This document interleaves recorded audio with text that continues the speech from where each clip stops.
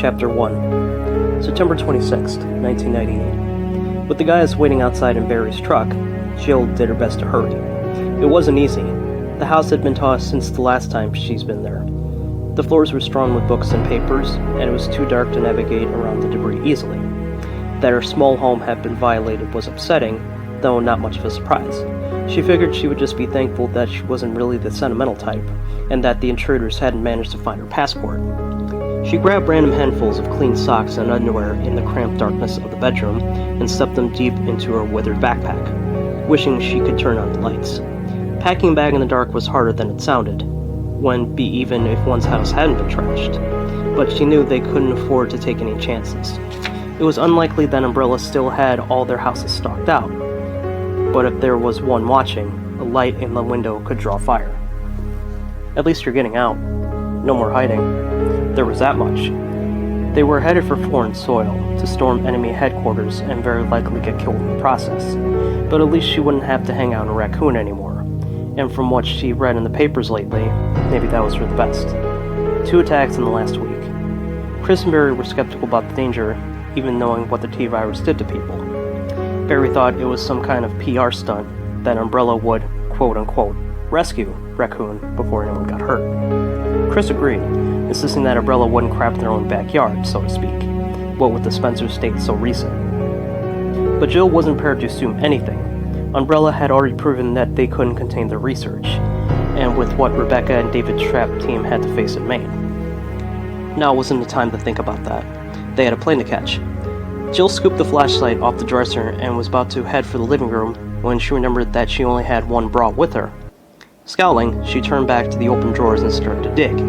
She had enough clothing already, chosen from what Brad had left behind when he fled Raccoon. She and the guys had been holed up in this vacant house for several weeks, ever since Umbrellas had hit Barry's house, and although none of Brad's stuff fit Chris's tall frame or Barry's massive one, she'd been able to make do. Lingerie, however, wasn't something the Stars pilot had stocked up on. She didn't particularly want to hop off the plane in Austria and have to go bra shopping. "Vanity, thy name is Underwire," she muttered softly, pawing through the rumpled heap. She found the elusive article only after she'd gone through the drawer twice, and crammed it into the bag as she jogged towards the small front room of the rented house. It was only the second time she's been there since they'd gone into hiding. She had the feeling she might not be coming back for a while. There was a picture of her father on one of the bookshelves that she wanted to take. Stepping nimbly through the dark clutter, she hooded the flashlight in one hand and trained the narrow beam at the corner where the shelf had been. The Umbrella team had knocked the whole thing over, but apparently hadn't bothered to go through the books themselves. God only knew what they'd been looking for in the first place. Clues as to where the renegade Stars were hiding, probably, after the attack at Barry's house and the disastrous mission at Columbine Cove. She no longer had any illusions about Umbrella simply ignoring them.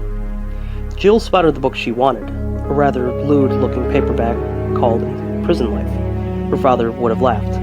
She picked it up and rifled through the pages, stopping when the light fell across Dick Valentine's crooked grid. She sent the picture along with one of his more recent letters, and she tucked it into the book so that she wouldn't lose it. Hiding important things was a habit she'd gotten into young, one that had just paid off yet again. She let the book drop, the need to hurry suddenly forgotten as she gazed down at the photo. A faint smile played across her lips.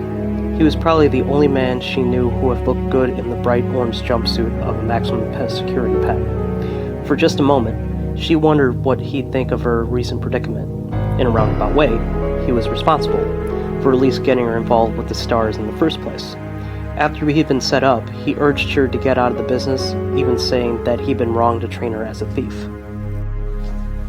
"So I take a legit job, actually working for society instead of against it, and people in Raccoon start dying. The Stars uncover a conspiracy to create bioweapons with a virus that turns living things into monsters.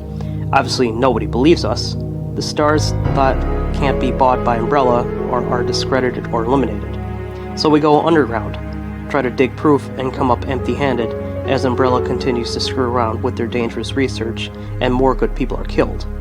Now we're off on what will probably be a suicide mission to Europe to see if we can infiltrate the headquarters of a multi-billion-dollar corporation and stop them from destroying the goddamn planet. What would I think, I wonder? Assuming you'd even believe such a fantastic tale, what would you think? You'd be proud of me, Dick, she whispered, scarcely aware that she'd be spoken aloud, and not at all sure if it was the truth.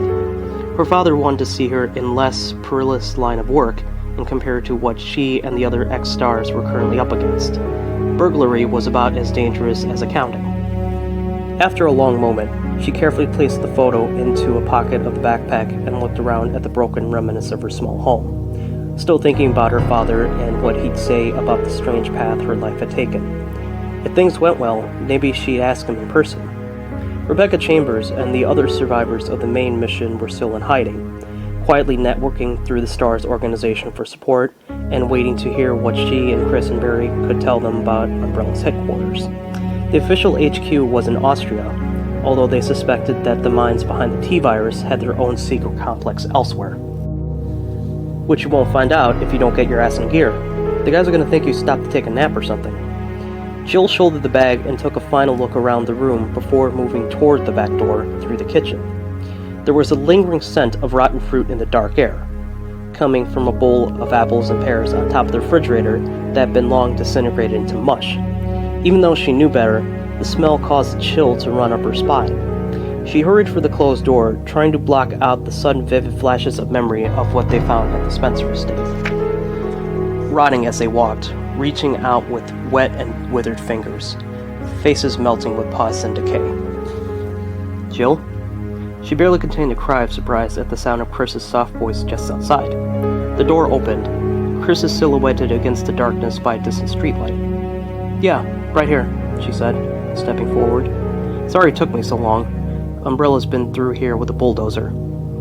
Even in the bare light, she could see the half-grin on his boy's face. You're starting to think the zombies got you, he said, and although his tone was light, she could hear real concern beneath it. Jill knew that he was trying to ease the tension, but couldn't find it in herself to smile back. Too many people had died because of what Umbrella had unleashed in the woods outside of town. If the spill had been closer to Raccoon. Not funny, she said softly. Chris's grin faded. I know. You ready? Jill nodded, although she didn't feel particularly ready for what lay ahead. Then again, she hadn't felt ready for what they had been leaving behind either. In a matter of weeks, her concept of reality had undergone a massive shift, turning nightmares into an commonplace. Evil corporations, mad scientists, killer viruses, and the Walking Dead. Yeah, she said finally. I'm ready. Together they stepped outside, as Jill closed the door behind them. She was suddenly struck by a strange and ominous certainty that she would never set foot in this house again, that all three of them wouldn't be coming back to Raccoon City at all. But not because anything happens to us. Something will happen, but not to us. Frowning, hand on doorknob, she hesitated for a moment and tried to make sense of the bizarre thought. If they survived the recon, if they were successful in their fight against Umbrella, why wouldn't they come back to their homes? She didn't know, but the feeling was uncomfortably strong. Something bad was going to happen. Something. Hey, you okay? Jill looked up at Chris, saw the same concern on his youthful face that she noticed earlier. They had gotten pretty close in the last few weeks, although she suspected that Chris might like to get a little bit closer. Oh, and you don't? The sense of impending unpleasantness was already fading, other confusions and uncertainties stepping in to take its place. Jill shook herself mentally and nodded at Chris, letting the feelings go. The flight to New York wasn't going to wait for her to indulge in self-analysis, or to worry about things that she couldn't control, imagine, or otherwise. Still, that feeling. Let's get the hell out of here, she said, and meant it. They moved out into the light, leaving the house dark behind them, and lonely as silent as a tomb.